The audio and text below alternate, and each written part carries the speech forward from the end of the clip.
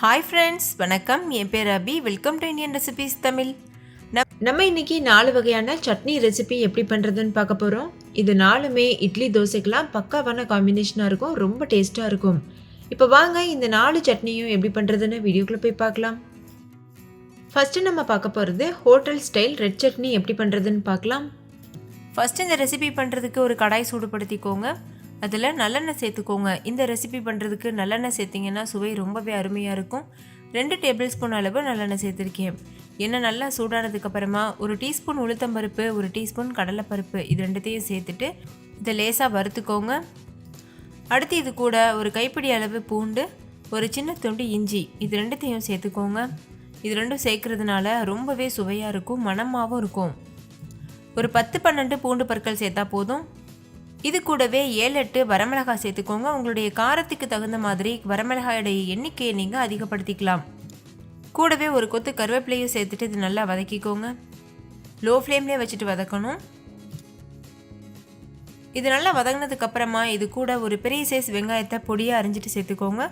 சின்ன வெங்காயம் சேர்க்குறதா இருந்தால் 100 கிராம் அளவு சின்ன வெங்காயம் சேருங்க, கரெக்டாக இருக்கும். இப்போ இந்த ரெசிபிக்கு தேவையான அளவு உப்பு சேர்த்துக்கோங்க. நம்ம உப்பு சேர்க்கறதுனால இந்த வெங்காயம் சீக்கிரமாகவே வதங்கிடும். இது ஒரு கண்ணாடி பதம் வர்றது வரைக்கும் நல்லா வதக்கிக்கோங்க. வெங்காயம் நல்லா வதங்கிருச்சு. இது கூட 3 பெரிய சைஸ் தக்காளியை இது போல் கட் பண்ணிவிட்டு சேர்த்துக்கோங்க. சேர்த்ததுக்கப்புறமா லோ ஃப்ளேம்லேயே வச்சுட்டு இதை நல்லா வதக்கி விடுங்க. இந்த மாதிரி நல்லா மிக்ஸ் பண்ணதுக்கப்புறமா மூடி வச்சு மூடிட்டு லோ ஃப்ளேமில் வச்சு ஒரு 10 நிமிஷத்துக்கு இது நல்லா வேக வச்சுக்கோங்க. இப்போ ஒரு 10 நிமிஷம் ஆயிருக்கு. இந்த தக்காளி நல்லா மேஷ் ஆகிட்டு எல்லாமே நல்லா வெந்து வந்திருக்கு. இந்த டைமில் ஸ்டவ் ஆஃப் பண்ணிவிட்டு இதை முழுமையாக ஆற வச்சுருங்க. முழுமையாக ஆறினதுக்கப்புறமா அரைச்சி எடுத்துக்கணும். அவசரமாக இருந்ததுன்னா இது போல் நீங்கள் சூடாகவே சேர்த்துட்டு அரைக்கலாம். ஆனால் இதில் ஐஸ் வாட்டர் அப்படி இல்லைன்னா ஐஸ் க்யூப் சேர்த்து நம்ம அரைக்கணும். சூடாக அப்படியே அரைச்சோம்னா தெறிக்க ஆரம்பிச்சிடும். நான் ஒரு 4-5 ஐஸ் க்யூப் சேர்த்துருக்கேன். அதே போல் தேவையான அளவு தண்ணியும் சேர்த்து அரைக்க போகிறேன். தண்ணியும் நல்ல சில்லுன்னு இருக்க தண்ணி சேர்த்துருக்கேன், அதனால தான் நான் சூடாக அரைக்கிறேன்.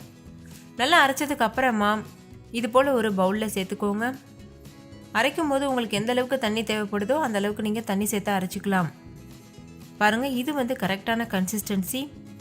இப்போ நம்ம இதில் தாளித்து கொட்ட போகிறோம்.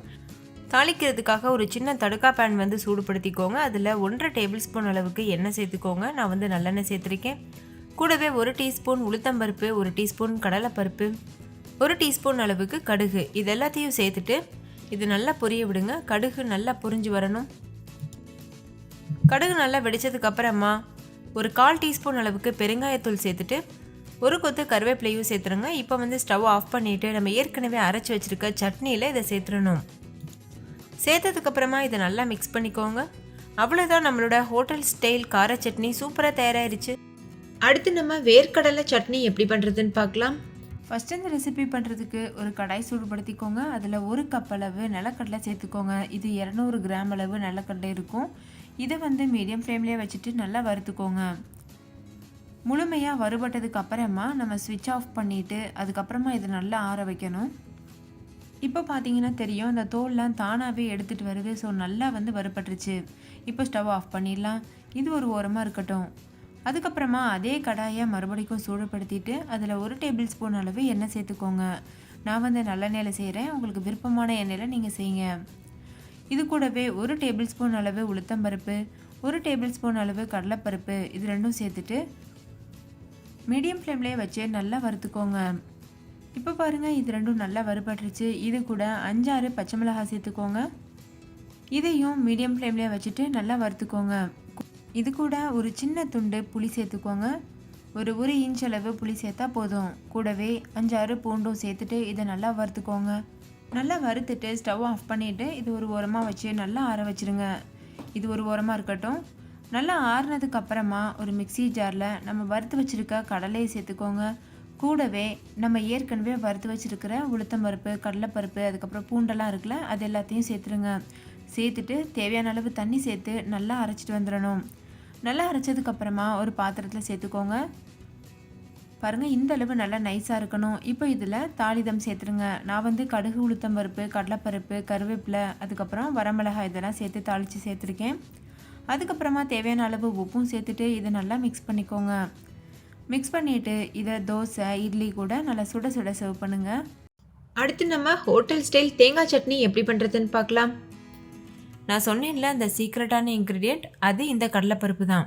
2 டேபிள் ஸ்பூன் அளவு கடலைப்பருப்பை சுடு தண்ணியில் அரை மணி நேரம் ஊற வச்சு எடுத்திருக்கேன். அந்த கடலைப்பருப்பை நம்ம மிக்ஸி ஜாரில் சேர்த்துக்கலாம். இது சேர்த்து பண்ணும்போது நல்ல ஒரு சூப்பரான டெக்ஸ்சர் கிடைக்கும்.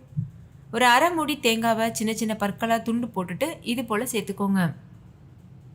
நீங்கள் தேங்காயை துருவிட்டும் சேர்க்கலாம், அப்படி இல்லைன்னா இந்த மாதிரி கூட சேர்க்கலாம்.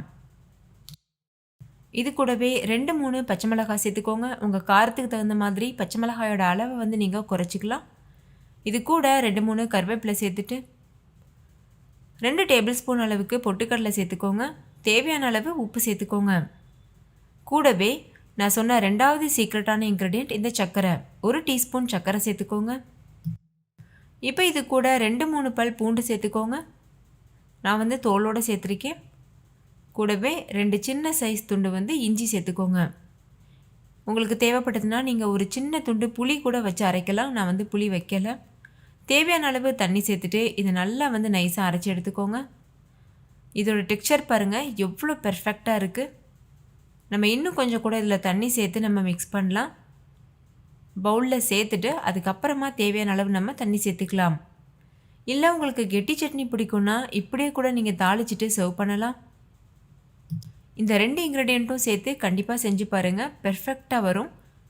இப்போது மிக்ஸி ஜாரில் கொஞ்சமாக தண்ணி சேர்த்துட்டு லேசாக அலசிட்டு அந்த தேங்காய் சட்னியோடு சேர்த்துருக்கேன்.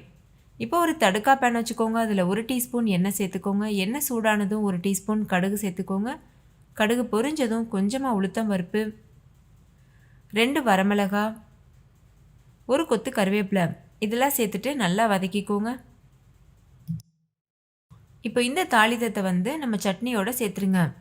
சேர்த்ததுக்கப்புறமா நல்லா மிக்ஸ் பண்ணிக்கோங்க. இந்த ஸ்டேஜில் நீங்கள் உப்பு செக் பண்ணிக்கலாம். உப்பு தேவைப்பட்டதுன்னா நீங்கள் சேர்த்துக்கலாம். அவ்வளோதான் ஃப்ரெண்ட்ஸ், நம்மளோட டேஸ்டியான ரொம்பவே பெர்ஃபெக்டான தேங்காய் சட்னி சூப்பராக தயாராகிருச்சு. அடுத்து நம்ம ரொம்ப டேஸ்டியான கார சட்னி எப்படி பண்ணுறதுன்னு பார்க்கலாம். ஃபஸ்ட்டு இந்த ரெசிபி பண்ணுறதுக்கு ஒரு மிக்ஸி ஜாரில் 1 கைப்பிடி அளவு பூண்டு சேர்த்துட்டு அதை குறைப்பாக 1-2 அரைச்சி எடுத்துக்கோங்க. பாருங்கள் இந்த மாதிரி இருக்கணும். இதை வேறு ஒரு பாத்திரத்துக்கு நம்ம இப்போ மாற்றி வச்சிடலாம். ரொம்ப நைஸாக அரைச்சிடக்கூடாது. அப்படியே அரைச்சிட்டோன்னா டேஸ்ட் வந்து அந்தளவுக்கு நல்லா இருக்காது. அதனால் இது போல் 1-2 அரைச்சிட்டு இது போல் எடுத்து வச்சுக்கோங்க. அடுத்து வந்து 2 மீடியம் சைஸ் தக்காளியை இது போல் நைஸாக அரைச்சி வச்சுருக்கேன். கூடவே 2 மீடியம் சைஸ் வெங்காயத்தையும் இது போல் நைஸாக அரைச்சி வச்சுக்கோங்க. நீங்கள் சின்ன வெங்காயத்தில் பண்ணுறதா இருந்தால் 1 கைப்பிடி அளவு சின்ன வெங்காயம் எடுத்துகிட்டு நல்லா நைஸாக அரைச்சி வச்சுக்கோங்க. இப்போ ஒரு கடாய் சூடுபடுத்திக்கோங்க. அதில் 3 டேபிள் ஸ்பூன் அளவு எண்ணெய் சேர்த்துக்கோங்க. எண்ணெய் நல்லா சூடானதுக்கப்புறமா இது கூட 1 டீஸ்பூன் கடுகு, கூடவே 1 கொத்து கருவேப்பிலை சேர்த்துட்டு இது நல்லா பொரிய விடுங்க. கருவேப்பிலை நல்லா பொரிஞ்சதுக்கப்புறமா நம்ம 1-2 அரைச்சி வச்சுருந்தோம்ல பூண்டு பற்கள் அதை வந்து சேர்த்துருங்க. கூடவே ஒரு பிஞ்ச் அளவு பெருங்காயத்தூள் சேர்த்துட்டு இதை நல்லா வந்து கலந்து விட்டுக்கோங்க. இந்த பூண்டோட பச்சை வாசனை போகிறது வரைக்கும் லோ ஃப்ளேமில் வச்சுட்டு இதை நல்லா வதக்கிக்கோங்க. நீங்கள் இந்த அளவுக்கு எண்ணெய் ஊற்ற ஆசைப்படலைன்னா 1 டேபிள் ஸ்பூன் ஊற்றினா கூட போதும். இவ்வளோ எண்ணெய் ஊற்ற தேவையில்லை. ஆனால் பொதுவாகவே கார சட்னிக்கு நிறைய எண்ணெய் ஊற்றி பண்ணோம்னா டேஸ்ட் ரொம்பவே நல்லாயிருக்கும். பூண்டோட பச்சை வாசனை போனதுக்கப்புறமா அரைச்சி வச்சுருக்க வெங்காயத்தை சேர்த்துட்டு இது நல்லா மிக்ஸ் பண்ணிக்கோங்க. இந்த சட்னி இட்லி தோசைக்கு மட்டும் இல்லை, சப்பாத்தி கூட வச்சு சாப்பிட்றதுக்கு கூட ஒரு தொக்கு மாதிரி ரொம்பவே சூப்பராக இருக்கும். இப்போ வெங்காயம் ஓரளவுக்கு வதங்கினதுக்கு அப்புறமா நம்ம ஏற்கனவே அரைச்சி வச்சுருக்கோம்ல தக்காளி அதையும் சேர்த்துருங்க. சேர்த்ததுக்கப்புறமா இதையும் நல்லா கலந்துக்கோங்க. வெங்காயம் தக்காளியோட பச்சை வாசனை போகிறது வரைக்கும் இதை லோ ஃப்ளேமில் வச்சுட்டு நல்லா வேக வச்சுக்கோங்க. இப்போ இதில் சுவைக்கேற்ப உப்பு சேர்த்துக்கோங்க. உப்பு சேர்க்கறதுனால வெங்காயம் தக்காளி சீக்கிரமாகவே வதங்கிடும்.